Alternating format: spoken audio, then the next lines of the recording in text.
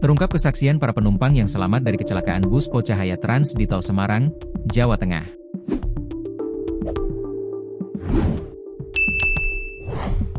Para penumpang yang selamat ini sempat syok setelah mengalami kejadian naas lantaran bus yang mereka tumpangi terguling dahsyat.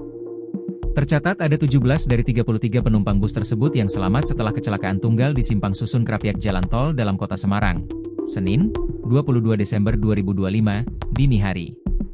Selebihnya, 16 orang meninggal dunia. Artisnya separuh dari penumpang bus Po Cahaya Trans tersebut tewas.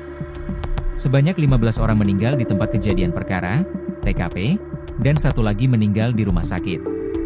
Banyaknya korban meninggal dunia dalam kecelakaan bus Po Cahaya Trans membuat duka mendalam bagi sanak saudara korban. Salah satu di antaranya adalah Purwoko, 49, warga Sleman, Jawa Tengah. Purwoko termasuk dalam penumpang selamat bus Po Cahaya Trans tersebut. Meskipun selamat, dia berduka lantaran istrinya meninggal dalam kecelakaan itu.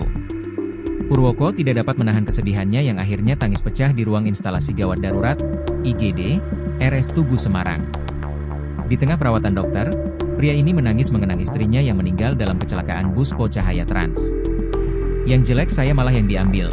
Meninggal, istri saya, ujarnya sembari menangis di ruangan IGD Tugu Semarang dikutip dari tribunjateng.com. Di tengah tangsi Purwoko, dua orang kerabatnya berusaha menenangkan pria ini.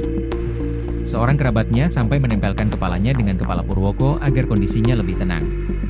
Purwoko dan istrinya naik bus Po Cahaya Trans selepas mengunjungi orang tuanya di Bogor.